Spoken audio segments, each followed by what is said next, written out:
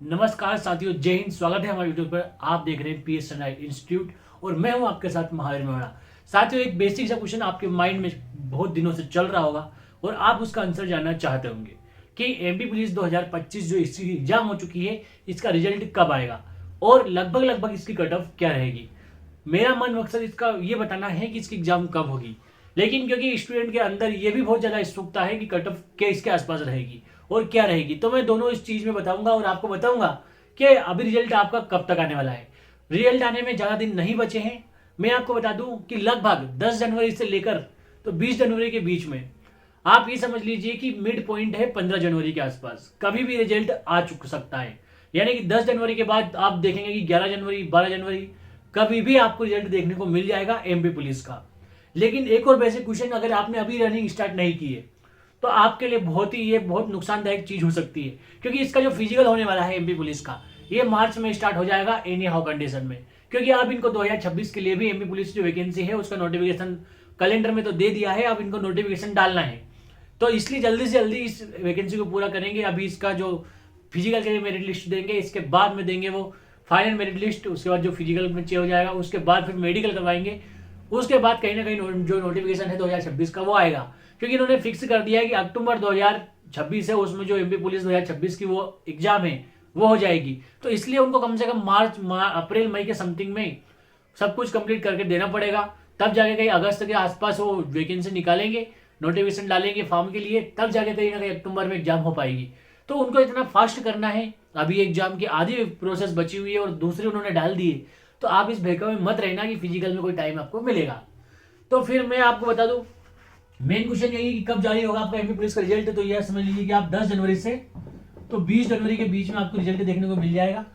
इसके अलावा आपको कोई ज्यादा टाइम देखने को नहीं मिलेगा। हो सकता है कि 15 जनवरी से आप 12-13 जनवरी को ही रिजल्ट देखने को आपको मिल जाए, लेकिन कुछ डिले भी हुआ तो 20 जनवरी से आगे नहीं जाएगा। ये बेसिक का क्वेश्चन था। कट ऑफ जाने वाली है दोस्तों 75। जनरल से 75 से ज्यादा नहीं जाएगी और इससे कम भी नहीं जाएगी। लगभग लगभग ये रहने वाली है, एक नंबर कम एक ज्यादा। लेकिन अगर आप नॉर्मलाइजेशन में विश्वास करते हैं और आपके 70 प्लस नंबर भी हैं कुछ भी जर्नल से, तो आप फिजिकल कर सकते हैं। लेकिन आपको बेकायदा याद होना चाहिए, आपको विश्वास होना चाहिए कि मेरे नॉर्मलाइजेशन नंबर बढ़ेंगे, वरना सेफ तो फिर भाई 76 77 वाला भी नहीं है। पर भरोसे की बात है, आप अपने आप पे विश्वास करें, नॉर्मलाइजेशन में विश्वास करें कि मेरे इतने बढ़ जाएंगे, तो भले वो फिर इतना कॉन्फिडेंस अगर अपने आप में है तो 70 वाला भी फिजिकल जरूर करें। ओबीसी के लिए दोस्तों 72 से ज्यादा कट ऑफ नहीं जाएगी।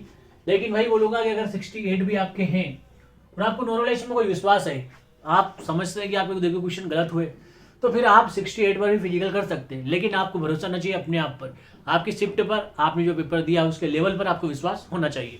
इसमें मैं नहीं बोलूंगा, मैं नहीं बोल सकता, बहुत सारे स्टूडेंट आपको देखने को मिलेंगे 68 पे जिसका नाम आ जाएगा, लेकिन मैं कैसे बोल दूं कि वो कौन बंदा होगा। हो सकता है वो आप हो सकता है आपका दोस्त हो सकता है मेरे कोई दोस्त हो, उनमें से कोई हो।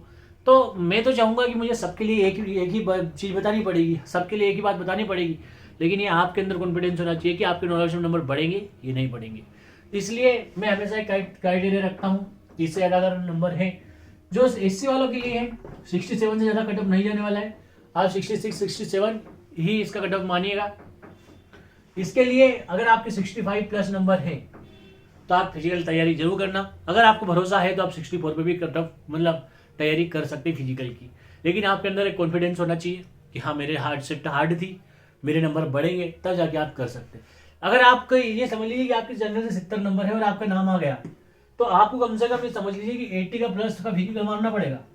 ये मिनिमम स्कोर के साथ अगर आप जाना चाहते हैं तो आपका फिजिकल इतना तगड़ा होना चाहिए कि आप धागा खोल सकते हैं। क्यों एग्जाम में आप धागा नहीं खोल पाए तो आपको फिजिकल में धागा खोलना पड़ेगा। और ऐसा वो ही बंदा कर सकता है जिसका फिजिकल ऑलरेडी है तो चल रहा हो, या वो पहले से फिजिकल कर रहा हो।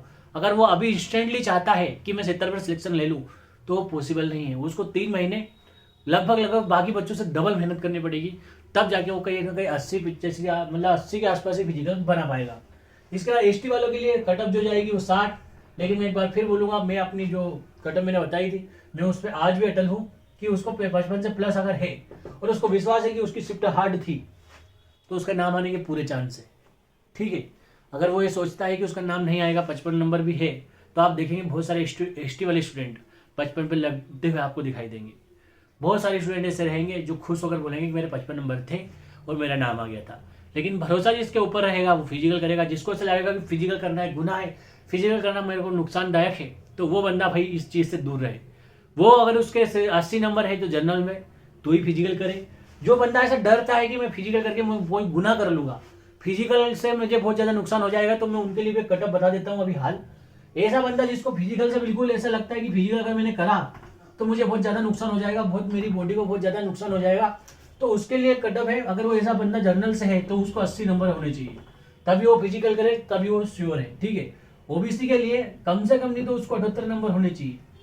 जो बंदा फिजिकल से डरता है, उसको लगता है कि फिजिकल करना ही गुनाह है, उस बंदे के लिए ये कट ऑफ मैं बता रहा हूँ आपको। 80 नंबर तो वो जनरल से तो हो, ओबीसी से 78 नंबर हो, एसटी वालों से अगर एसटी से वो है तो कम से कम उसके 75 के नंबर अगर हैं तो ही वो श्योर है, क्योंकि उसमें घट भी सकते, कुछ भी हो सकता है।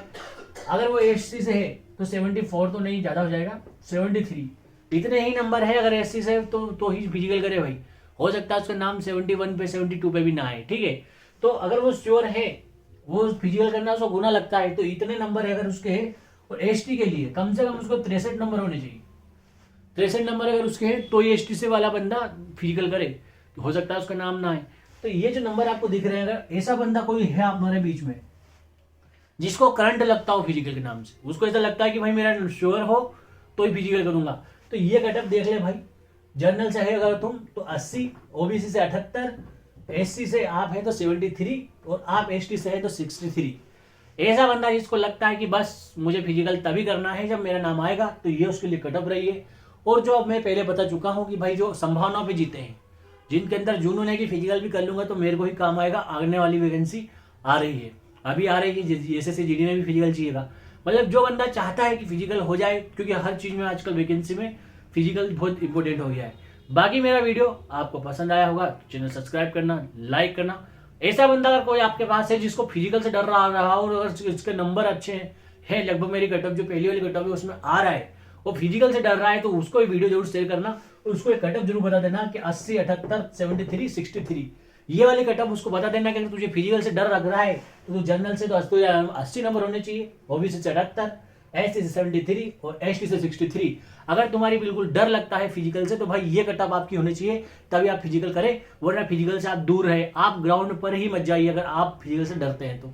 बाकी जो बंदे मैं समझ सकता हूँ कि जिसको कुछ जुनून है करने का, वो भाई 70 पे भी जनरल वाला कर सकता है। ठीक है, वीडियो पसंद आया तो लाइक करना, चैनल को सब्सक्राइब करना। जल्दी मिलूंगा एक और वीडियो के साथ। जय हिंद, जय भारत, इंकलाब जिंदाबाद।